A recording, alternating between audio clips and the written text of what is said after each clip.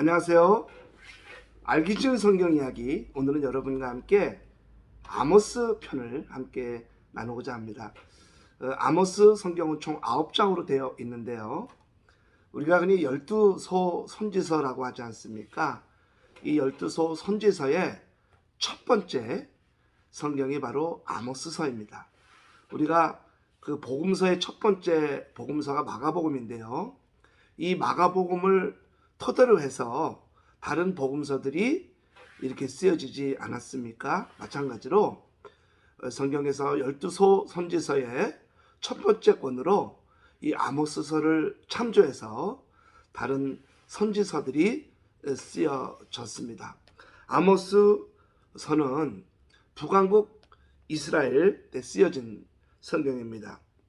북왕국 이스라엘은 BC 722년에 망하게 되는데요.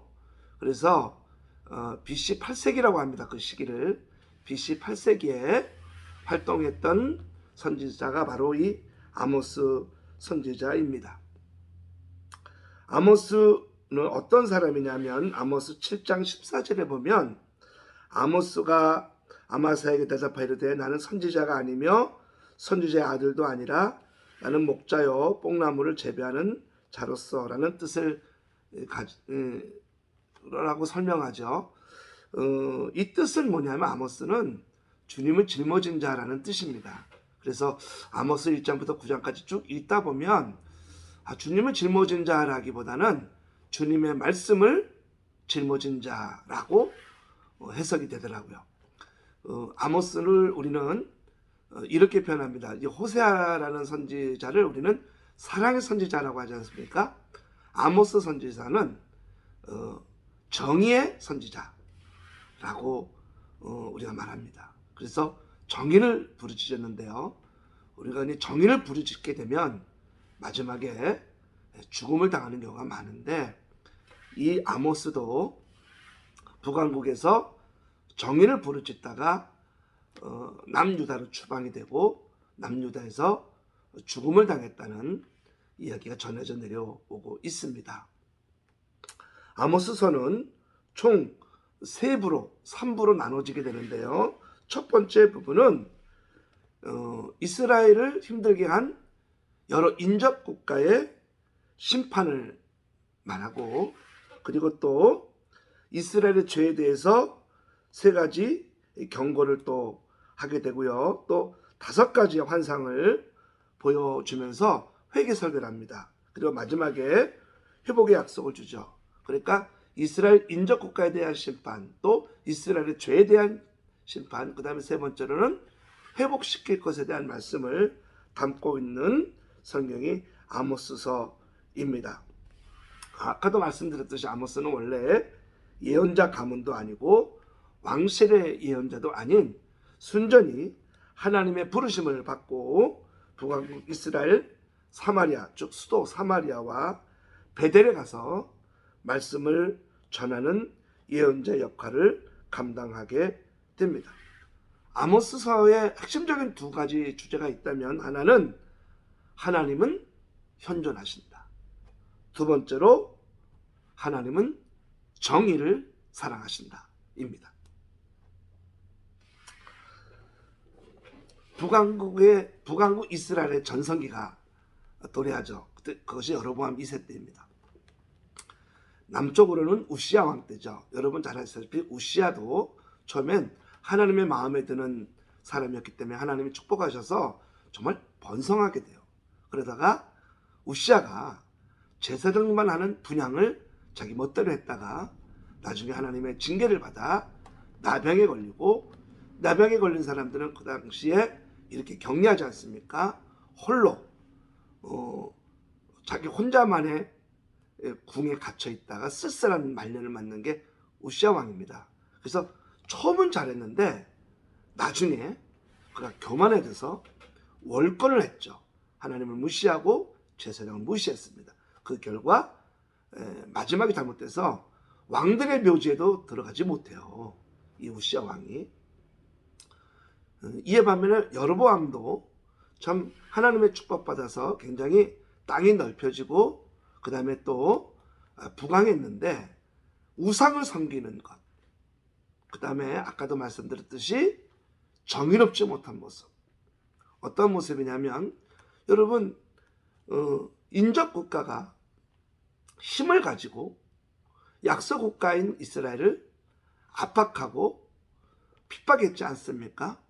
그래서 그것 때문에 인접국가들이 하나님의 징벌을 받게 되는 내용을 아모스는 담고 있으며, 어쩜 그렇게 똑같은 걸 북왕국 이스라엘의 지도층들이 가난한 사람들을 그렇게 핍박하느냐, 가난한 사람들을 돌보지 않냐. 자기가 가진 것이 있는데 가난한 사람들 돌보지 않는다면 그 사람은 정의롭지 못하고 하나님의 심판 대상이 된다는 것을 말씀하고 있는 것입니다. 아모스 1장부터 9장까지인데요. 아모스 1장부터 2장 16절까지 나 여호와가 선포한다. 살고 싶으냐? 하나님을 찾아라 라고 설명할 수가 있는 부분이 되게 됩니다. 하나님께서 외치시면 가르멜 산마루의 푸른 초원이 말라버릴 정도로 말씀의 힘은 살아있고 대단했습니다. 그래서 그 하나님께서 다마스커스, 블레셋 등 여러 민족의 죄상을 드러내시며 그들에게 멸망을 선포하시게 되죠. 그들의 죄는 다른 민족 사람들을 마구 다루고 죽인 잘못이 있습니다. 그 누구라도 형제들을 괴롭히고 생명을 짓밟는 자는 생명의 주인 되시는 하나님을 욕보이는 거기 때문에 하나님의 징벌을 받게 되는 것입니다. 유대와 이스라엘 역시 죄 없는 사람을 괴롭히고 우상을 섬겨 하나님의 거룩하신 이름을 더럽힌 잘못을 범하게 되는데요. 그들은 자신들의 전 존재를 하나님께 맡게 하는 하나님의 백성임에도 불구하고 하나님의 말씀과 규정을 진지하게 받아들이지 않고 결국 심판을 받게 됩니다. 아모스 3장부터 6장까지의 내용에는 하나님을 찬미하는 두 가지 성가가 나오기도 하는데, 이제 본격적으로 하나님 이스라엘의 죄를 고발하는 아모스의 외침이 터져 나오게 됩니다. 이스라엘의 수도인 사마리아 왕실과 부유한 세도가와 그들의 기부인들이 저지르는 불의를 규탄하며 그들의 멸망을 고발하게 되죠. 그들은 하나님과 다른 형제들을 자기 욕망 충족의 대상으로 삼아 무시하고 괴롭히며 오직 자기 중심적으로 허영심과 자만심에 빠져 살아가고 있었습니다. 그들은 성소에서 하나님께 예배를 드리고 11조를 드리고 감사의 물을 끊임없이 드렸습니다.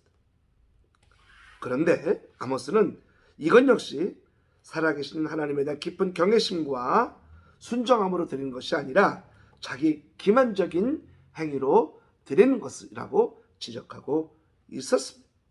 결국 하나님과 떨어져 죽음의 길을 가는 그들에게 생명의 원천이신 하나님의 심판이 임한다는 것을 말씀하고 있는데요. 그러므로 빨리 회개하고 돌아와라. 아모스 7장부터 9장까지 마지막 부분은 그러므로 빨리 돌아와라. 그러면 뿌리가 뽑히지 않을 것이다 라는 말씀을 주게 되지요. 5가지의 환상의 모습을 그들에게 보여줍니다. 그런데 이렇게 정의를 외치고 이 부유한 층이 잘못을 지적하니까 그 당시 베델의 사제인 아마지아는 이 아모스를 추방하게 됐죠. 그저 정부의 고위 관료들과 잘 지내야 되는데 이 아모스 선지자가 그들을 괴롭히고 정의를 외치니까 이 사제인 아마지아가 그를 추방해서 말을 못하게 하게 되는 것이 오늘 성경에 나와 있습니다. 아무리 먹을 양식이 많아도 참된 하나님의 양식이 없게 되면 정말 심각한 문제 아니겠습니까? 당시 이스라엘은 부유함으로는 좋았지만 영적으로는 기갈한 상태였던 것입니다. 결국 아모스가 선포하는 요점은 하나님을 무슨 안전장치처럼 우리가 위험하니까 무슨 비상구의 안전장치처럼 여기고 살아가고 있는 그들에게 너희들의 지금 그 모습, 마음을 하나님이 알고 있다. 하나님이 저기 멀리서 계신 분이 아니라 여러분의 그 마음과 여러분이 하고 있는 걸 다 보고 있다. 하나님은 실존하고 계신 분이라는 것을 선포하고 있는 것입니다. 빨리 돌아와라. 회개하라. 그러면 너희가 살 수 있게 된다. 이것을 선포하게 되는데요. 이 아모스서가 좀 유명해진 건 두 가지 경우에 인용이 되었기 때문에 더 유명해지게 됐죠. 하나는 뭐냐면 1968년 4월 4일 미국에는 마르틴 루터 킹이라고 하는 목사님이 암살을 당합니다. 마르틴 루터 킹은 여러분 잘 아시죠? 마르틴 루터 킹은 그 비폭력 저항주의, 흑인들이 무시를 당하고 유색인들이 무시를 당하는 모습 보고 이건 정의롭지 못하다. 이건 온전치 않다. 민주주의 국가인 미국에서 아직도 이렇게 차별이 있고 아직도 이렇게 업신여김이 있다는 건 말이 안 된다. 그래서 그가 저항하는데 당시에 폭력으로 저항하는 사람과 달리 마르틴 루터 킹은 비폭력주의로 저항하게 되죠. 암살 후 그의 묘비엔 그의 연설 중에 내용 하나가 쓰여 있습니다. 마침내 자유다. 마침내 나를 자유롭게 하신 하나님을 찬미하라. 또 이 마르틴 루터 킹의 기념관이 있거든요. 그 기념관 들어가는 굵기에는 이런 내용이 두 개가 써 있습니다. 근데 이 두 개가 바로 굉장히 중요한 내용인데, 하나는 모든 절망의 신들이 희망의 돌로 만들어지고, 마르틴 루터 연설 중에 인용해서 쓴 거고, 두 번째로 루터 킹이 연설을 했는데 여러분 잘 보십시오. 정의가 강물처럼 흐르게 될 것이다. 정의가 강물처럼 흐르게 될 것이다. 즉 한쪽에는 모든 절망의 산들이 희망의 돌로 만들어진다라는 것이 쓰이고, 그 한쪽에는 정의가 강물처럼 흐르게 될 거다. 여러분이 정의가 강물처럼 흐르게 될 거라는 마르틴 루터 킹 목사님의 말씀의 근본, 어디서 이 말씀을 따라왔느냐 하면 바로 아모스 5장 24절입니다. 오직 정의를 물같이 공의를 마르지 않는 강같이 흐르게 할지어다. 오직 정의를 물같이 공의를 마르지 않는 강같이 흐르게 할 것이다. 이 아모스의 말씀을 늘 간직하고 살았던 거죠. 정의가 강물처럼 흐르게 하라. 그 삶을 위해 살았던 마르틴 루터 킹 목사님이었고요. 또 하나의 말씀이 또 쓰여집니다. 우리가 이게 중동 국가를 쭉 보면 이스라엘이 마치 이렇게 알바끼처럼 하나 박혀있고 주변에 정말 이슬람권이 꽉 차 있죠. 나중에 그 이스라엘이 그곳에 이제 터를 잡고 1948년 독립을 선언할 때 주변에 이슬람권이 가만두지 않습니다. 이제 영국으로부터 독립하는데요. 독립전쟁도 굉장히 치열하게 해서 유대인들이 거기에 이스라엘 나라를 세우게 되는데, 주변에 아랍권들이 가만두지 않아서 6번에 걸친 중동 전쟁이 일어나는데, 정말 그때 이스라엘은 생사를 걸고 하는 전쟁을 치르게 됩니다. 세계 나가는 유대인들이 다 그 전쟁에 들어오죠. 이 나라를 세우는 일, 나라를 지키는 일에 목숨을 걸고 그들이 전쟁에 투입됩니다. 자발적으로. 그때 그 참호 속에서, 그 전쟁의 틈바구니 속에서, 또 그들이 있는 진지에서 너희들은 꼭 이 말씀을 읽어라 하면서 하나님의 말씀, 그 말씀들이 여러 가지 주어졌는데 그 중에 하나, 이런 말씀이 그 이스라엘 병사들이 그 참호 속에서, 진지 속에서 위협 앞에 있을 때 읽었던 말씀이 있습니다. 그 말씀이 바로 아모스서에 있어요. 아모스 9장 15절 맨 마지막 말씀입니다. 내가 그들의 땅에 심으리니 그들이 내가 준 땅에서 다시 뽑히지 아니하리라. 내 하나님 여호와의 말씀이니라. 이 말씀이 내가 준 땅에서 다시 뽑히지 아니하리라. 네 하나님 여호와의 말씀입니다. 어떻게 세워진 이스라엘 나라입니까? 2000년이 넘도록 팔레스타인, 또 디아스포라, 흩어져 있는 디아스포라였다가 다시 돌아온 땅이잖아요. 그 팔레스타인 남은 사람들과 함께 다시 세운 거예요. 얼마나 정말 감격적인 땅입니까? 이 땅을 다시 뺏길 것 같은 거예요. 불안한 거예요. 왜냐하면 이스라엘 군대의 탱크들과 병사들보다 몇십 배가 더 이집트, 또 시리아 이런 쪽에서 공격해 왔는지.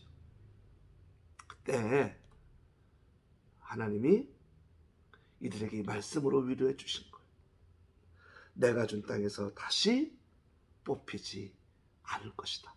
아모스의 이 말씀이 병사들 마음속에 정말 흔들리지 않은 용기를 내도록, 좌절하지 않고, 지금 다 죽을 것 같은 상황에서도 절망하지 않고 버틸 수 있었던 것은 이 말씀이 그 진지 속에서 있었기 때문입니다. 사랑하는 성도 여러분, 저는 오늘 이 아모스 9장 15절 말씀, 내가 준 땅에서 다시 뽑히지 아니하리라, 이 말씀이 치열한 전쟁과도 같은 삶을 살아가는 저와 여러분이 주시는 말씀이라고도 여겨집니다. 또 마르틴 루터 킹 목사님이 그렇게 은혜 받은 말씀, 정의의 강물이 흐르도록 하라.